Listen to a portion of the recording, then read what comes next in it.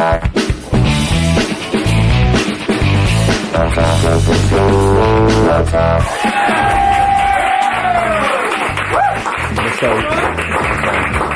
everybody.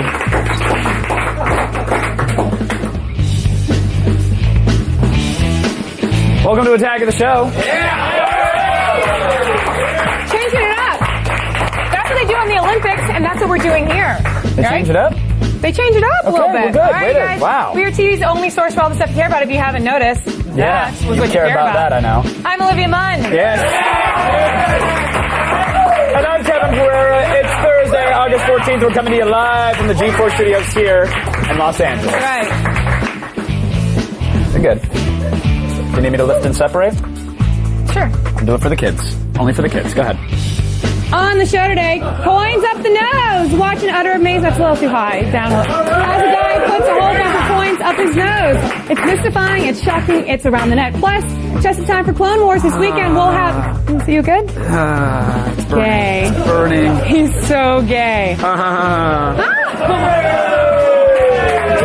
Gay, gay, gay, gay. Not that there's anything wrong with gay, but we just need to know it. You guys, a little bit later, we're going to have Steve Sansweet in the loop. He's the head of fan relations for Lucasfilm, and will tell us what we can expect from the Star Wars franchise over the next few years. Also, Blair Butler heads to Japan for a preview of the Star Wars celebration. She meets up with Jake Lloyd, the guy who played young Anakin, and finds out what it's like to grow up Star Wars. And then we're going to go in your pants. That's your cue. With some sex advice. Anna, David, and Olivia will answer your burning sex questions and find out how effective the withdrawal method is. So stay tuned to see if there's a demonstration.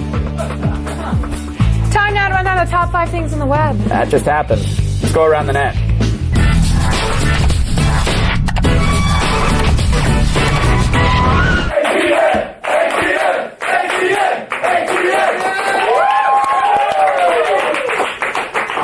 No, I have a hair that I can't feel. NBC may have there it is. the exclusive broadcast rights to the Olympics, but that doesn't mean that they have all the action from the Olympians. No, today's number 5 clip stars U.S. gymnast Alicia Sacramone. We can only assume that this video is a window into the unique training of one of our super athletes.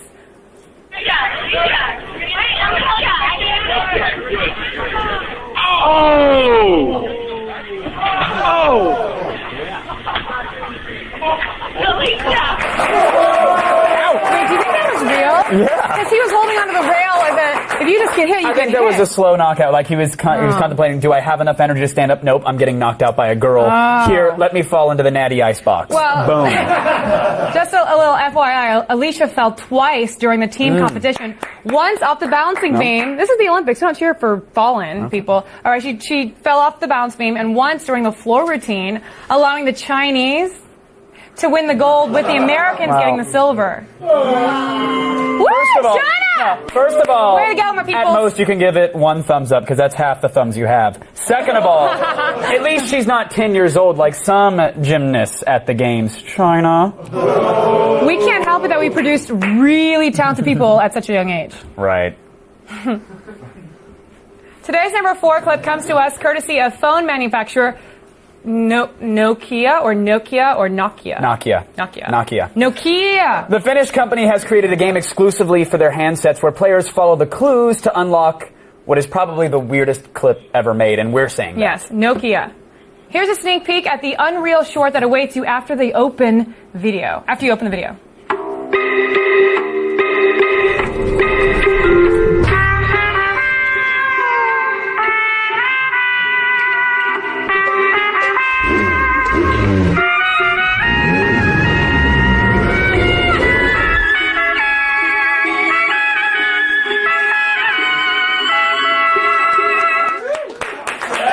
That's going to be the name of my new either biker gang or ska band. Lobster Motorcycle. So tell me what all that is supposed to mean.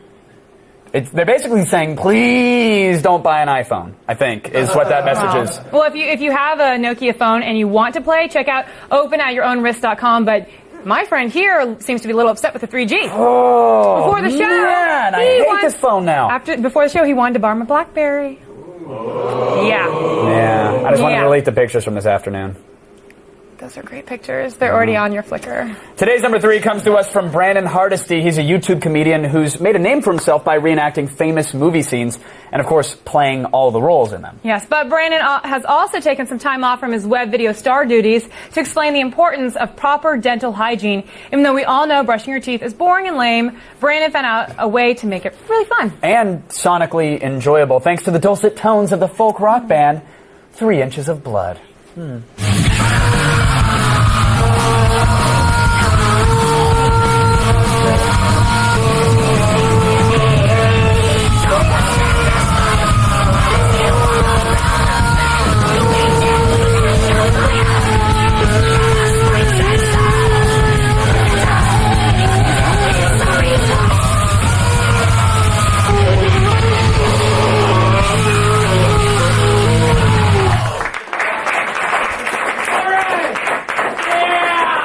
As awesome and extreme as that may have been, I still don't trust toothbrushes.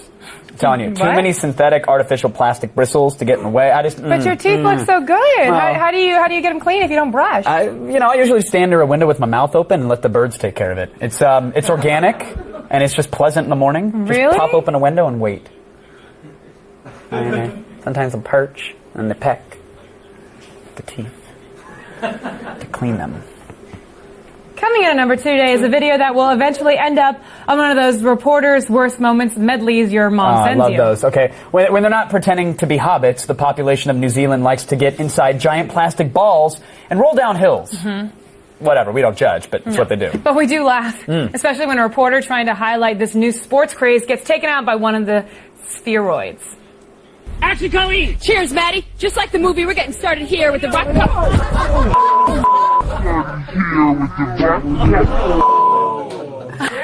That ball did what every one of her ex-boyfriends has wanted to do to her. You can just tell the energy in action. Thanks, buddy. Boom. 5 seconds into it. Wow, why do you hate her? You don't even know her. I know her enough. I know her type. According to the committee to protect journalists, 65 members of the press were actually killed while doing their jobs. Yeah, another one went down. Okay, 67 members of the press were killed doing their jobs in 2007. Is that the guy from TV Week here? Knocking over our set? There is somebody. Oh, there he is. Damn journalist here. All right, with enemies like the Zorb, it's easy to see why the Fourth Estate is such a perilous profession. Hold on, I'm sorry. I'm sorry. Kevin, do you get that? I'm getting word that we have breaking news. Okay.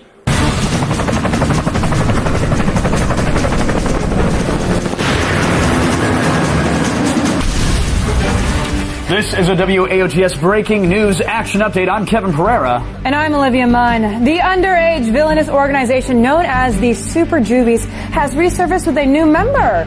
You'll remember Latarian Milton, who stole his grandmother's car and, quote, likes to do bad things. Don't you, huh? Look, he's adorable. I like to do bad things, too. I want to squeeze those cheeks. Oh, man, let's squeeze those Latarians. cheeks. Oh, hey. Earlier this year, he was joined by the extortion duo, the Cookie Caper Cuties, who robbed Girl Scouts because, quote, who doesn't like money? And later, we met Pimp Hand, the stylist misogynist who taught his elders with violence. Now it appears a new player has entered the scene known as the Zorb. Created in 1994, the Zorb is a 14-year-old menace, specifically to those who practice the noble profession of journalism. In June, Zorb broke a reporter's back and bruised her kidney in Maine. And now, we have reports of the Zorb again surprising a helpless muckraker in the field. Oh, wow. It is difficult to be a journalist. We know firsthand. Hard to watch. Hard job. One of the 2 toughest jobs in America. Now, the Zorb joins the Super Juvies as its 5th member, which means the team may be ready to unleash untold mayhem on the world at large. Did not see that coming. We will have more on this story as it develops. For now, we advise you to panic and cower in your basement, and please avoid local news reporters at all costs. Back to you, Kevin and Olivia.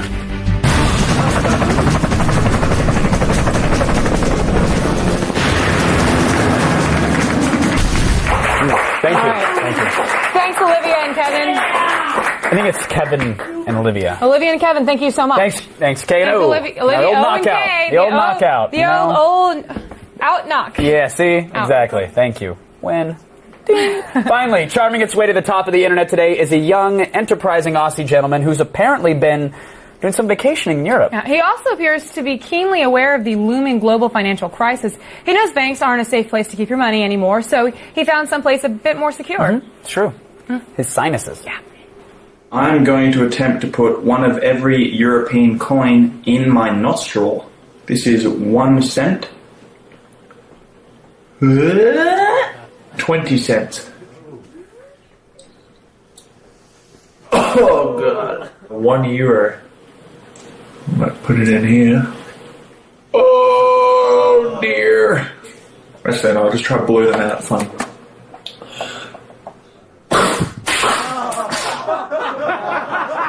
Cheers, guys. Yeah. That guy is going to be my new best friend. Yeah. Yes. Oh, well, the interest rates may be low, but at least he has the good sense to put his cash in euros. It's like double. Did you just make a currency pun here on the old... No. No? No, just keeping it real. What do you mean keep... What do you mean keeping it You real? know, real. Real. It's the currency of Saudi Arabia and many of their neighboring countries as well. Okay.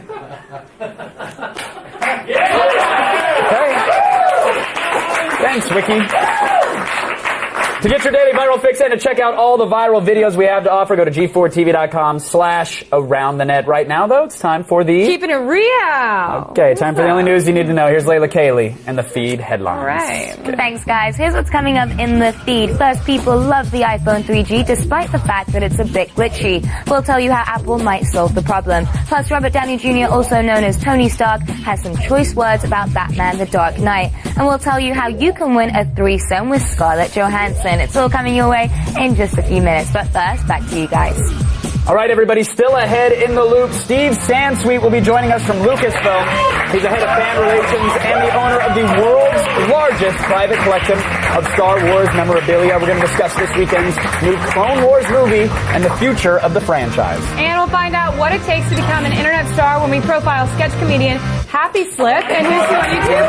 Her videos include mixed nuts and instant vlogging, and we'll look at her rise to webcam. All right, and later, Allison Hayslip interviews Kiefer Sutherland about Mirrors. It's this weekend's R-rated supernatural thriller. Stick around, everybody. More Attack right after this.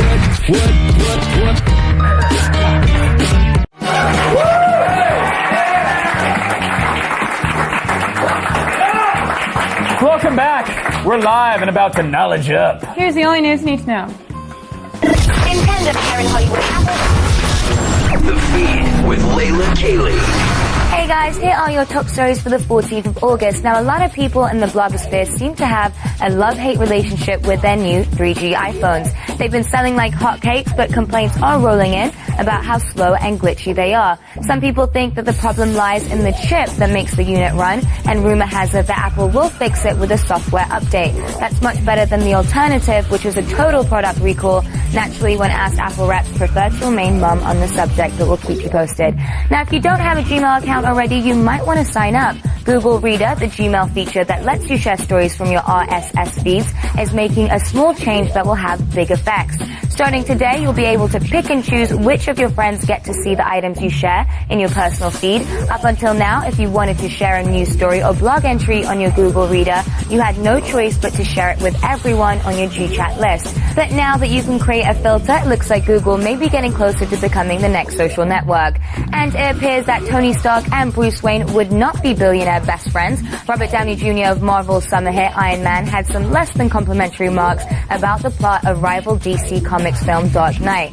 Downey Jr. told Movie Hole that the need to make Batman a bad guy at the end of the film was a bit too highbrow for his taste. He then added, forget DC Comics, except he didn't say forget, he used a different F word. Downey Jr. also says he has no problem burning bridges, obviously. Alright, and finally, it's the news you've been waiting for. Fans finally have their chance to have a threesome with Scarlett Johansson. As part of a promotion for her role in the new Woody Allen movie, Vicky Cristina Barcelona, her website declares that they're offering all fans, male or female, the chance for a threesome. All you have to do is send an email saying why you deserve to be included. Oh, and they define threesome as a movie date with 3 people. I probably should have told you guys that sooner, sorry. Alright, that's it for today, but don't worry, the feed doesn't stop here. Stay tuned to G4 all day and look for the feed ticker at the bottom of your screen. We'll have all the news you need to know as it happens. I'm Layla Cayley, and you've just been fed. The Feed. All right, thanks, Layla. It's time now to check in with news from a galaxy far, far away. San Francisco. Clone Wars opens nationwide tomorrow, and right now we're getting up to date on all the happenings in the Star Wars universe by the head of fan relations for Lucasfilm, Steve Sansweet. But first, look, no good loop about Star Wars can start without a sweet lightsaber battle. So here's a clip from Star Wars, The Clone Wars.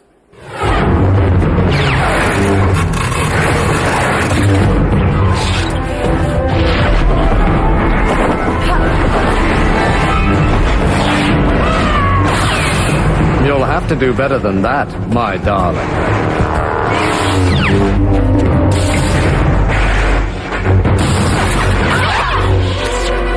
Well, now I'm impressed. Now you die.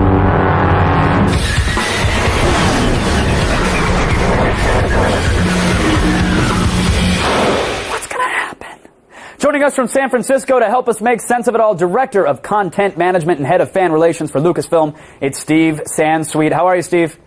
Hi, Kevin. Just fine. Very excited about this weekend. Yeah, I was going to say, this week at the office must be pretty quiet for you guys. Not a whole lot going on, right? Yeah, right. I know we've got a brand new Star Wars film opening in theaters tomorrow, but this film, was it always intended to be seen on the big screen? No, actually, it started out as an animated series, as it's going to continue, but George Lucas saw some of the first animation come back, and of course they needed a theater to show it, so they projected it on the big screen because it's high definition, the sound is fantastic. He looked at it and said, you know what, we've got to show this theatrically for the fans. It's just too cool to keep just for TV. Right, but is this the first episode of the show somehow dragged out to an hour and a half or so, or is this 3 episodes? Or? Well, they actually took several of the initial stories, the first story arc, but it's completely recut. I mean, so there are actually scenes on the cutting room floor, and lots of new animation and story were added to really make it a feature film. So this is indeed a feature film. What was the timeline between George saying this needs to be in theaters and it actually hitting screens? Because I imagine there were some people scrambling to make this happen. Would you believe a week and a half? No, you wouldn't believe that. No, it was about we first heard that about 9 months ago. So people have been scrambling because they've also been working on 22 episodes for this season, and they're starting on episodes for next season already. Wow. Well, we've seen lots of Anakin and lots of Obi-Wan, but do we get other recognizable characters in this film? Oh yeah, there's lots of them. There's Yoda plays a prominent role, Mace Windu is there, and then some of the bad guys like Count Dooku, and then Jabba the Hutt is a central character in this one, and whether he's a good guy or a bad guy is very much up in the air.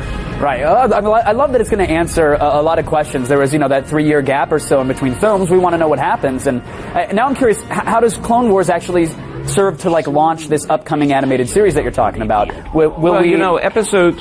Yep. Sorry. No, please, Steve, go ahead.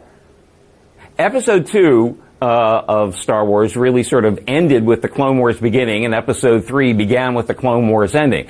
And so here we have a movie that sets up what really happened in this 3-year period, and not just with the Jedi and not just Anakin and Obi-Wan, but what was happening in other quarters of the galaxy with all of our characters, especially some of our new characters like Ahsoka, who is Anakin's Padawan learner. We didn't know before that he had a Padawan. And then there's some new villains like Asajj Ventress, who is cool and sensuous and deadly. Now, the show's not going to always revolve around these same characters, though, right? Are you going to be introducing some new people into the story? One of the great things about the show is that it enables us to explore the clones and see how different they are, and the fact that they have personalities. So, some of the shows will be story arcs and they'll be about battles. Some will be mysteries. Some will be political intrigue. Padme is back. Amidala. We see all of these characters that we've known, but we see them in a different light, and we see a lot of new characters and a lot of new locations. Well, Steve, I know we're all psyched for the movie and the animated series, but while I have you here, I have to ask about, the latest on the live action. I mean, when is this? When are we going to see this? What's going on with that? Well, they have Rick McCallum, the producer, and George Lucas have gotten together a band of writers. Some of the initial scripts have been turned in. I haven't seen any of them, but I understand from what I hear they are just really good. So we can look for the live-action series sometime around 2011 or 2012. So 3-4 years away, and plenty of time to clear off the old TiVo and make some room on the hard drive. Yeah, absolutely, because that'll be between episodes 3 and 4. But until then, this weekend, a lot of people are going to have a lot of fun. It's really a family film. It's full of adventure. It's fun. And we're looking forward to it. Awesome, Steve. I can't thank you so much for coming on. Really appreciate it. Thanks for your time, and thanks for keeping us in the loop. Thanks a lot, Kevin. All right, Star Wars: The Clone Wars. It opens in theaters tomorrow, everybody. Let's go over to Olivia, who doesn't know where Sarlacc picks from her rain core holes. You know what I'm saying with that? Yeah, I know you're not supposed to go near either one of them, right? Yeah, actually, that's right. Yeah. Now, today's Who's Who on YouTube focuses on a woman whose internet fame paid off in an ambassadorship. YouTuber Happy Slip was recently named the official face of the Philippines tourism industry. Damn, she beat me out for it. Oh. Here's a look at how she did it. I'm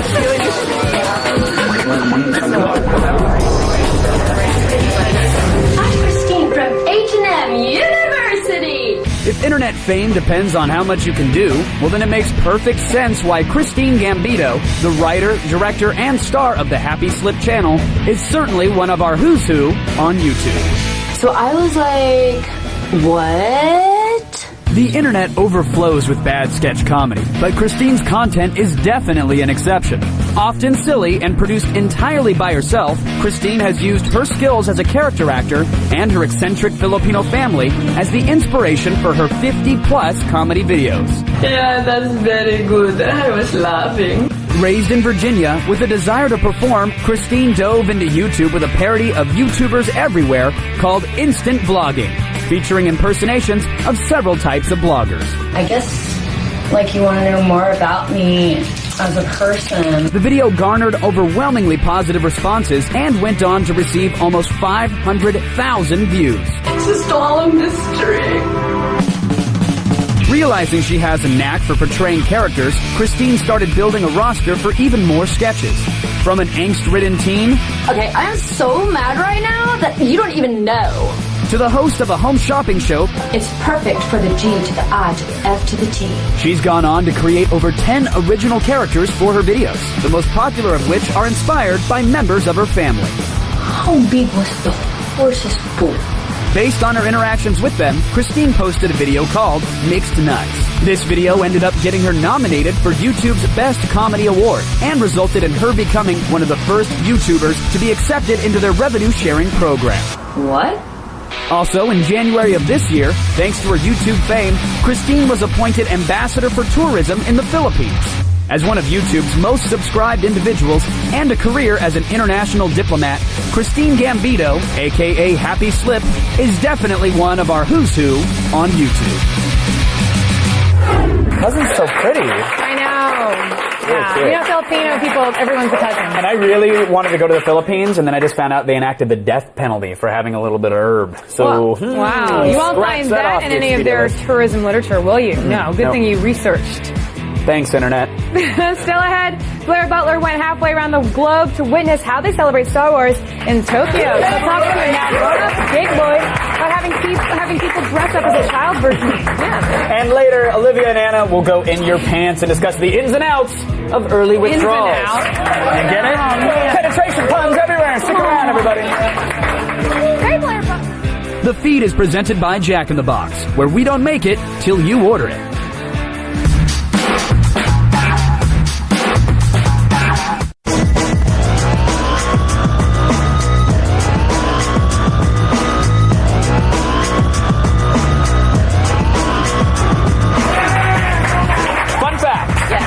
Luke Skywalker's original scripted name was actually Luke Starkiller. Ooh. With it. Here's another one. Blair Butler went down to Japan for the 30th anniversary of the Japanese premiere of Star Wars A New Hope. How was that?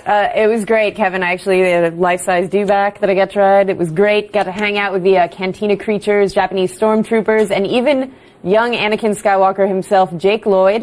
Time now to hyperspeed over to Japan to see some of the stuff that went down for this big 30th anniversary. I'm a person, and my name is Anakin.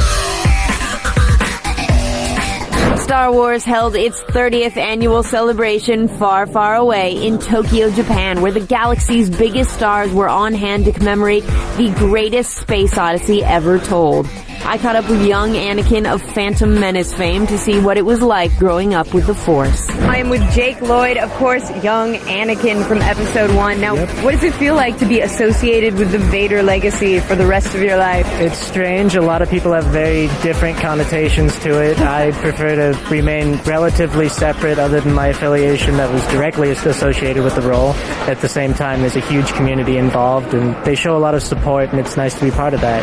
It's definitely an association that sort of sticks with people, but it's kind of cool to have like that much love and support and to see people dressing up as your character. That's true. It is. It's always strange to see someone dressing up like you at any age, at any time. Do you have sort of a favorite overall Star Wars moment of yours, either one that you were in or just one from another film? I'm a huge fan of Return of the Jedi. I really liked the chase through the woods on those speeder bikes. Nice. Those were awesome. And I dressed up as Darth Vader once when I was younger and went to school before the pre-release came out, and no one knew who I was. It was very funny. I'll try spinning. That's a good trick. Thank you so much for taking the time to be with us. I was glad to meet you too.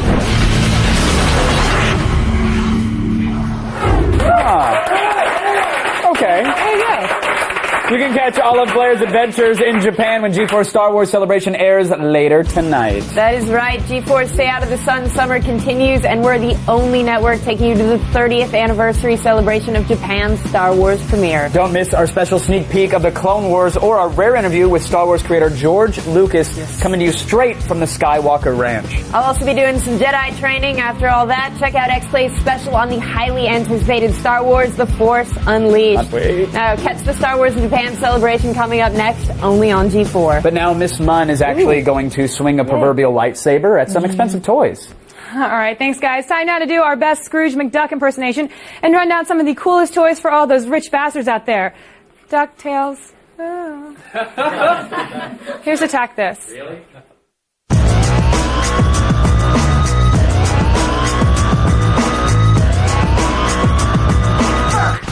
Sorry about that. Now, nothing brings more joy to a rich bastard than the ability to instill fear amongst the commoners. The Zombie Chaser is the perfect tool to keep the monetarily challenged out of your yard. This 4-foot-long motorized corpse crawls at the menacing pace of a man missing his lower body while dragging his entrails behind him. It also comes built with its own speaker so it can moan and scream at your command. Chase the local street urchin off your property for $2,600. Now, rich bastards love power, and what could possibly make you feel more powerful than sitting on a weapon of mass destruction? Behold, The Matrix Unplugged, not to be mistaken with the movie. The Matrix is an office chair reconfigured from a nuclear sub's torpedo loader. It is powered for hydraulic lifting to ensure a stable, if not comfortable, adjustment to your sitting position. You can also get leather padding if the cold, hard steel against your butt cheeks doesn't do it for you. Sit on a ship sinker for $37,000. Now, every man, rich or not, has valuables he needs to lock up. A rich bastard, however, is the only man who'd buy a safe more expensive than his possessions. The Stoke line of safes are luxury storage containers that are customizable inside and out. You can choose specific trays for your valuables, electronic locks, integrated alarm systems, metallic finishes, and even gold-plated handles. They come in 3 vault sizes, and prices range between $48,000 to $160,000. Finally, we've got the high-sec Palazzo timepiece, a watch even the rich bastards would think twice about buying. You see, normally I'd wait till the end to say the price, but this bad boy costs a lucrative. Is that lucrative? Oh, I love the rapper. That's a great song he sings. Okay, ludicrous $550,000. So what does it do? Well, it's got this little globe thingy that spins along with your time zone and a really complicated face to read time off of. Otherwise, it's in limited production and comes made with 2 kinds of gold, which doesn't really justify the cost. Once again, the price is a ludicrous $550,000. One of my favorite lines in any song is, how you ain't gonna... I'm me. I'm the reason you're in VIP. I love ludicrous. Head on over to g4tv.com/AOTS for info on all this rich bastard nonsense and more. Still ahead, I'll tell you what I think of the pull-out method of birth control. No babies! No babies! There's always a way if you have a baby to get rid of it, but no babies in general. Stay tuned.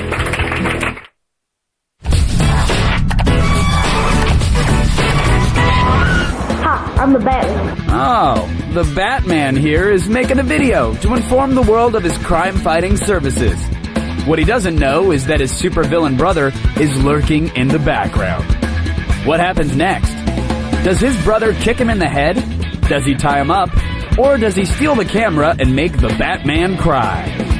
Find out what happens to our hero after the break.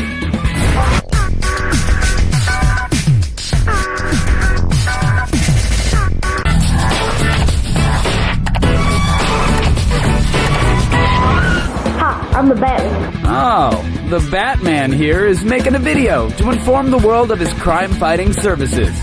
What he doesn't know is that his supervillain brother is lurking in the background. What happens next? Does his brother kick him in the head? Does he tie him up? Or does he steal the camera and make the Batman cry? You know, growing up as a superhero, it's probably easier when you're an only child. If you could replace your fellow co-host with anyone else in the world, alive or dead, who would you replace the person with? Now, that is a fantastic question, and I get asked it daily by the higher-ups here. And I always give them the same answer, and that is that I couldn't do the show with anybody else. Really? That I would just... The reason I come to work, and sometimes don't buckle the seatbelt, is really just right because of you. This girl right here, you're really just the best. So. Well, I have a list. Gwyneth Paltrow, Hilary Swank. Oh, those are good. Maybe Simon Pegg, Edgar Wright, Bruce from Gadgetron, the guys from TV Week, Lucy who does wardrobe. I would love to host with her sometime. Oh, we got Danny on the jib over there. Oh, not you, Marcos, but Christina from PR. Kristen Rutherford, who's a writer. I love how Shay's got great hair today. Really there's Steve Norman who does Sitcom. I would love to work with any of those people on a daily basis on the show. So thanks for the question. So thanks, Zach, and for sending in that viewer mail and more importantly getting it on the air. Yeah, it was really fun. Great question. We're going to award you this limited edition Tony Hawk T-Mobile Sidekick. It's tricked out like a skateboard. It's got exclusive Birdman content. Yeah, it's great. It's great. And you get it for asking. It's a fantastic question. So interactive. We get to know really so much about each other. I know. We got to learn that. This, Kevin, is the first sidekick with video capability for all your skating movies. Wow. It's got a full-size keyboard, swivel screen, web browser, and stereo Bluetooth. Ordinarily, it's $299 with a 2-year contract. But you're going to get it for free because you're a winner. And we hate contracts. Now from Tony Hawk to Ethan Hawke, who I would also love to host with. Wait, no, I got to stop you there. He's fantastic. But we're talking about Mirrors, and he's not in Mirrors. It's Kiefer Sutherland and Paula Patton. Oh my gosh, both of those would be great co-hosts one day. I love both of those. I'm going to have someone fired, actually. Okay, I get it. Because I didn't know that it was Kiefer and Kiefer. Paula. Okay, here's Allison Hayes, one of the stars of the upcoming thriller Who Mirrors. said it was Ethan Hawke? You've seen things.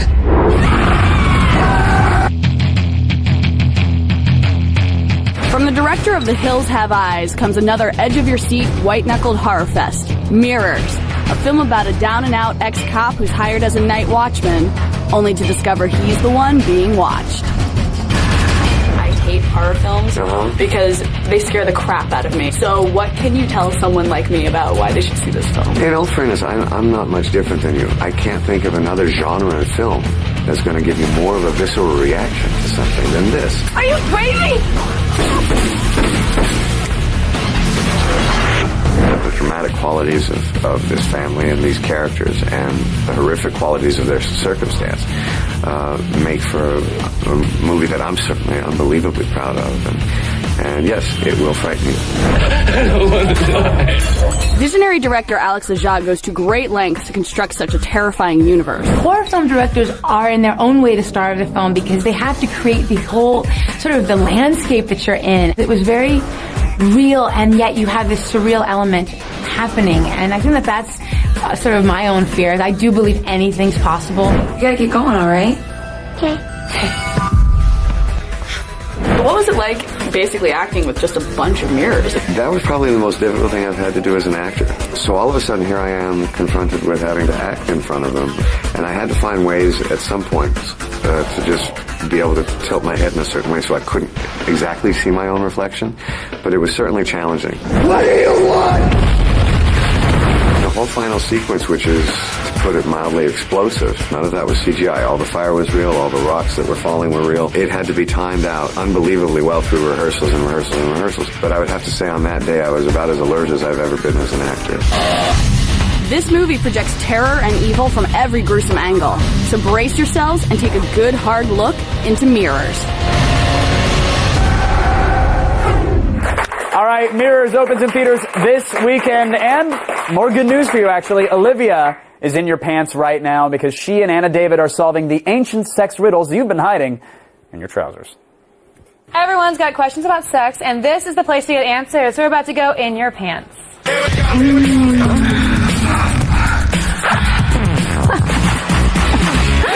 So if you want to get the job done with the ladies, you need to understand them, and that's why we have renowned sex expert Anna David to drop by. And you give them help, you get their learn on. It's very exciting. I care. Yes, That's you do what it care. is. So first of all, welcome back. We love having Thank you for having me. But I want to get right into it because we got some great questions. Now this is a guy whose girl slipped up in the heat of the moment. Oh no.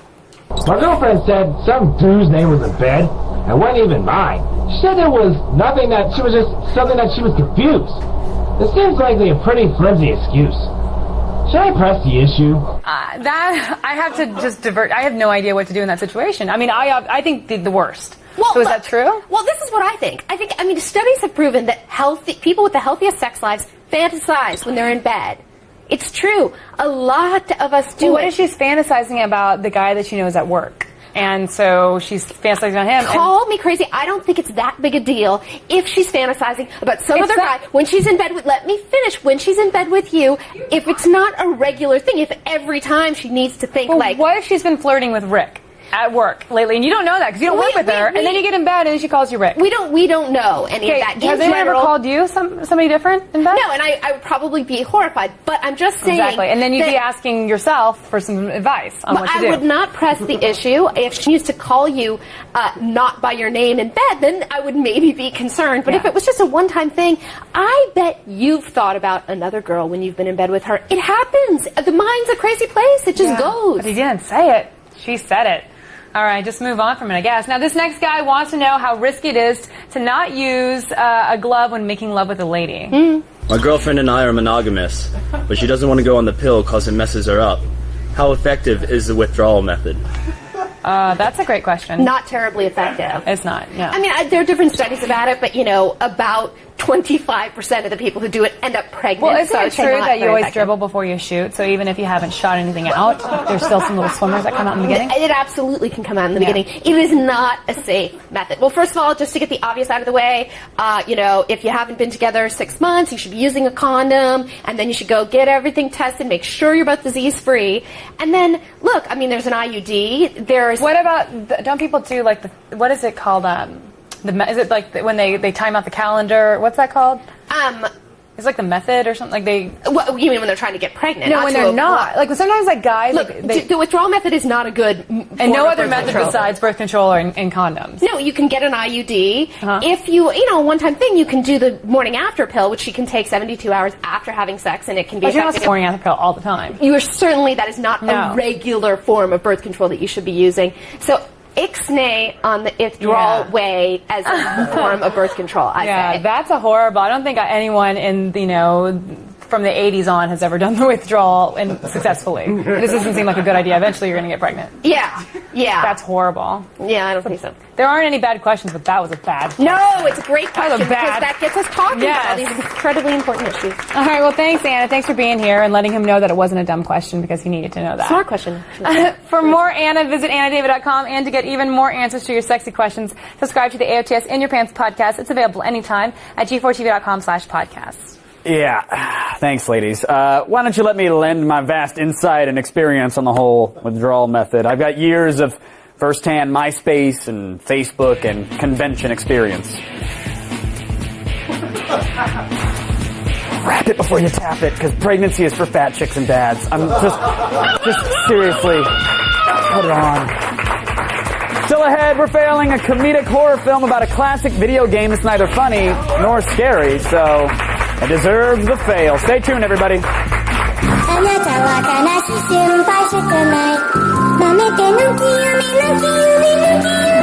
case of Sando.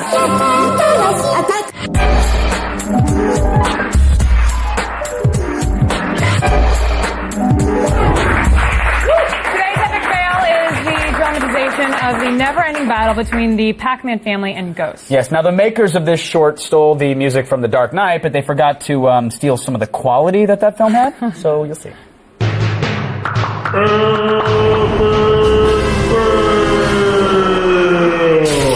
Tired of this! Just because Dinky is dead doesn't mean we have to sit here crying about it all day! I'm tired of this.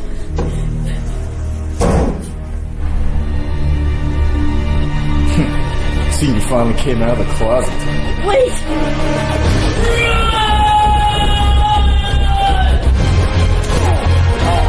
Freaking Carrie!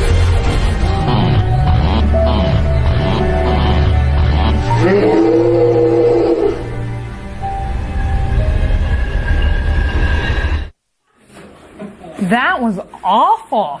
Yeah. But I gotta say, it was awful, but not as bad as when like Hollywood inevitably tries to make a big budget. Oh, I'd love to see an Uwe Boll Pac-Man. Well, that's not big budget Hollywood. Well, that's touche. And when Michael Bay does Pac-Man, that's big budget. That is big budget. Look, He knows how to do big movies. All right, one fail at a time. Don't forget the comedy, please, when you're making a short for the internet, yes. or else you get this.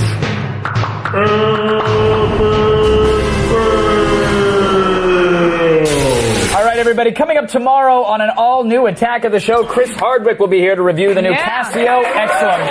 It is the slimmest digital camera perhaps ever. It has 8.1 megapixels, and it's only $200. Okay, quick question. Do you think Hardwick will be wearing a suit jacket, a tie, or short sleeve button-up shirt? All of the above. What up? Yeah. And we know our Hardwick here. Plus, the Taxidermy Olympics continues when the squirrels compete in the high bar and rhythmic match. I hear that they are fired up this year, the rhythmic competition. You guys, a lot of people are looking Bear forward to kind it. of started off on a weak start, Bruce, but we feel very strong about these squirrels. We're going to make it up for the squirrels. And we'll look at the new face of Laura Croft when we rank the women of the web. And remember, they're ranked in order of intelligence. Yeah. And interesting to do. And their intelligence is held right here. Yes, Go to it is. T4TV.com/AOTS for all things you saw today It's your and mind more. sacks. You're going to Japan in the X-Wing fighter for the Star Wars celebration. Buckle up, everybody. It's coming up next. Good night! Good night! Good night! You want to look slowly towards camera to stretch out time? Good night, everybody. Hey, Danny, follow us on the jet. Follow us good. Good night. Follow us good, Danny. Oh, fast break. Oh, wait. I'm back over here. Fired. Now what are you going to do? Fired. How can it? What is that? What are you doing? Danny, can you follow this? What are you doing? Can you follow this?